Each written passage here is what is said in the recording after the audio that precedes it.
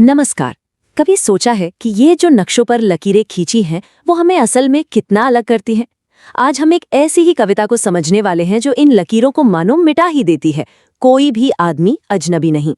चलिए देखते हैं कि ये कविता हमारी इस साझा मानवता के बारे में क्या कमाल की बात कहती है। और कविता की शुरुआत ही देखिए इस एक कमाल की पंक्ति से होती है। ये सिर्फ एक लाइन नहीं है, ये तो एक पूरा नजरिया है। यह हमें एक पल रुककर सोचने पर मजबूर कर देती है कि अगर कोई भी देश पराया नहीं तो फिर ये सरहदें, ये सीमाएं क्यों हैं?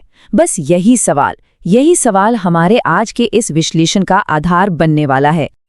तो सबसे पहली बात, ये कविता सीधे सीधे उन दीवारों को तोड़ने की बात करती है जो हमने ही तो खड़े की हैं, है ना? इसे सिर्फ एक कविता की तरह मत देखिए। ये तो शांति का एक पैगाम है, एक ऐसी कोशिश जो नक्शों पर और उससे भी ज्यादा हमारे दिमाग में खींची सीमाओं को मिटाना चाहती है। अच्छा, जरा कविता के शीर्षक पर ही गौर कीजिए, अजनबी और विदेशी। कवि इन दोनों शब्दों को पकड़ते हैं और पहली ही लाइन में इनके वजूद पर ही सवाल खड़ा कर देते हैं। वो मानो हमसे पूछ रहे हो कि भाई अगर हम सब एक जैसे हैं तो फिर सच में कोई अजनबी या विदेशी हो भी सकता है क्या? तो यहाँ कविता का मकसद एकदम साफ हो जाता है, यूनिवर्सल ब्रदरहुड यानी सार्वभौमिक भाईचारे की भावना को जगाना। ये हमें याद दिलाती है कि हम किसी भी देश के नागरिक हों, उससे पहले हम एक ही मानव जाति का हिस्सा हैं, सबके सब एक ही धरती पर रहने वाले। और ये लाइन ये कितनी खूबसूरती से बताती है कि वर्दी जैसे जो बाहरी अंतर है ना, वो कितने ऊपरी हैं। वर्दी किसी भी देश की हो, उसके नीचे तो एक ही जैसा शरीर सांस लेता है ना? बनाने वाले ने हम में कोई फर्क नहीं किया, हमारी सांसें भी तो एक ही तरह चलती हैं। अब यहाँ से कविता एक एक करके हम और वो वाली जो सोच है ना, उसे तोड़ना शुरू करती है।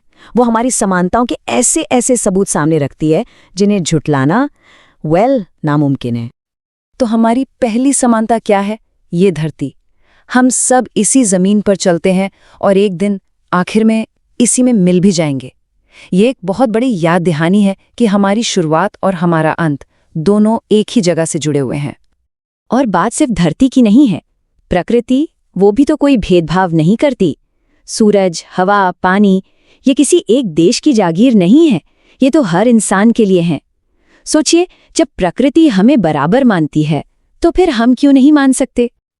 और ये बात सिर्फ प्रकृति तक ही सीमित नहीं है, हमारे जो मानवीय अनुभव हैं वो भी तो एक जैसे हैं।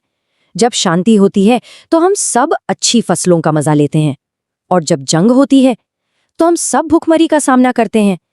सुख और दुख की जो भावनाएं हैं वो यूनिवर्सल हैं, वो किसी सरहद को नहीं पहचानती। और फिर कवि हमारे हाथों की बात करते हैं। वो कहते हैं कि जिन्हें हम पराया समझते हैं ना, उनके हाथ भी हमारे ही जैसे हैं, और उनके हथेलियों की लकीरों में भी वही मेहनत की कहानी पढ़ी जा सकती है। ये कितनी सीधी सादी लेकिन गहरी बात है कि जीने की जो जद्दोजहद है वो हम सबकी एक जैसी ही है। तो देखिए, बात सिर्फ शरीर की बनावट की नहीं है। हमारी आंखें एक ही तरह से जागती और सोती हैं।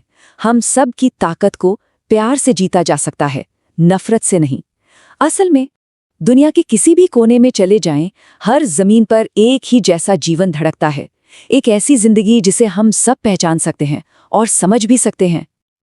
अब यहाँ से कविता का लहजा थोड़ा सा बदलता है। अब तक हम अपनी समानताओं पर बात कर रहे थे, लेकिन अब कवि हमें चेतावनी देते हैं। वो बताते हैं कि इन समानताओं को नजरअंदाज करने के कितने भयानक परिणाम हो सकते हैं।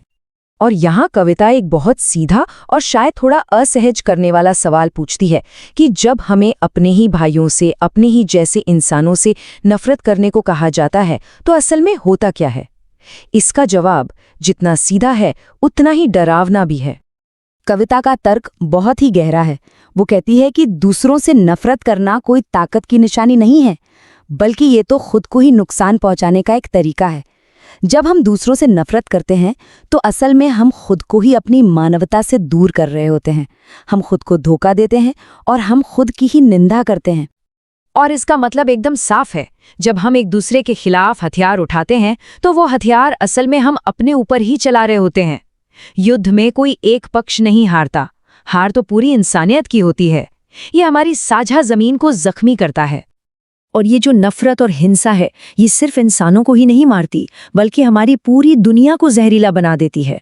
कविता बताती है कि जंग हमारी इस धरती को शारीरिक और नैतिक दोनों ही तरह से कैसे गंदा करती है। कविता यहाँ एक बहुत ही ताकतवर शब्द का इस्तेमाल करती है, अपवित्र करना। अब इसका मतलब सिर्फ गंदा करना नहीं होता, इसका मतलब होता है किसी चीज की पवित्रता को, उसकी प्योरिटी को भंग कर देना। और कवि ने ये शब्द जानबूझकर चुना है ताकि हम जंग की असली भयावहता को महसूस कर सके। ये इंसानी धरती है जिसे हम अपवित्र करते हैं। इस लाइन का मतलब समझिए, जब हम किसी के खिलाफ हथियार उठाते हैं तो हम किसी एक देश की जमीन को नहीं बल्कि उस पूरी धरती को गंदा कर रहे होते हैं जो हम सबकी साझी है। युद्ध का जहर वो किसी एक सीमा में कैद होकर नहीं रहता। कैसे अपवित्र करते हैं? युद्ध से हमारी धरती लाशों के ढेर से अशुद्ध हो जाती है। जंग की आग से जो धुआं और धूल उठती है वो उस हवा को जहरीला बना देती है जिसमें हम सब, हर कोई सांस लेता है। ये उस हवा की मासूमियत को, उसकी पवित्रता को हमेशा के लिए खत्म कर देता है।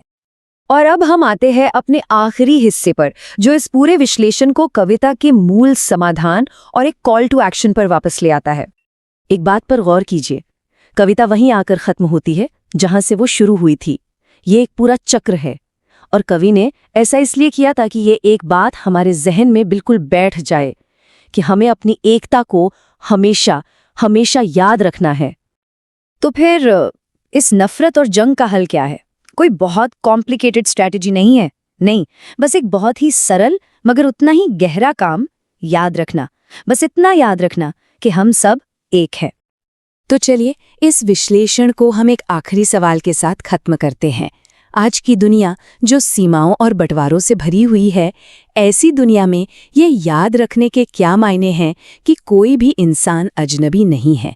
इस पर जरूर सोचिएगा।